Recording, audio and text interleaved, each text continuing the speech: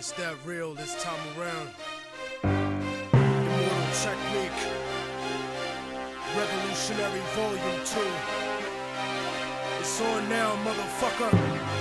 Lock and load. This is the point of no return. I can never go back. Life without parole.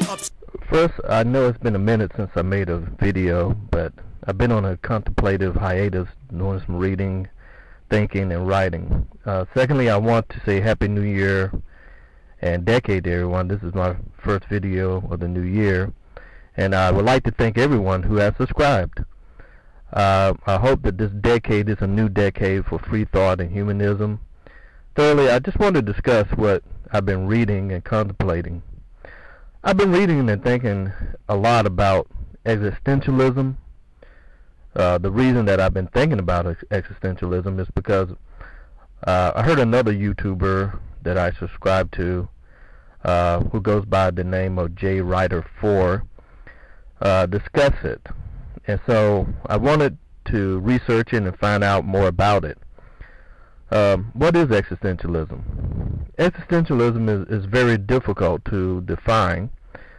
However, for the sake of argument, I will use the American Heritage Dictionary, 4th edition, definition of the word, which defines existentialism as a philosophy that emphasizes the uniqueness and the isolation of the individual experience in a hostile and indifferent universe. It regards human existence as unexplainable and stresses the freedom of choice and responsibility for the consequences of one's act. I feel that what existentialism means to me is that it's up to the individual to define the meaning of their own life through their choices and take responsibility for those choices. The key proponents of existentialism in the 20th century was a French philosopher named Jean-Paul Sartre. Sartre was influenced by Heidegger, Jasper, Husserl, Nietzsche, and Kierkegaard. In fact, the word existential was invented by Karl Jaspers. A big influence on existentialism, he's considered a proto-existentialist because the word existentialism wasn't invented until the 20th century, was Nietzsche. And he often wrote about the Übermensch, or Overman. His sister called it Superman because she was a Nazi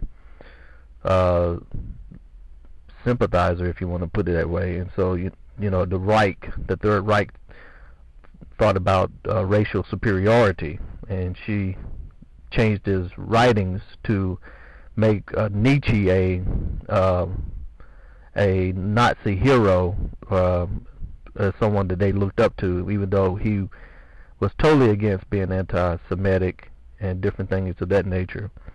But anyway, back to my point. Nietzsche thought of humanity as a link between what evolution, or what nature has given us, our animal instincts, our genetic makeups, our nurture, and so forth. And this link is to the Overman, which he considered what humanity has the potential to be. And we have in our abilities to mold what we want to be. It's kind of like a piece of clay is molded into an image. And Nietzsche thought that the human being is not, you're not a being, but you're more of a becoming. You can become whatever you want to be, and we're not limited by our environment and by our nature.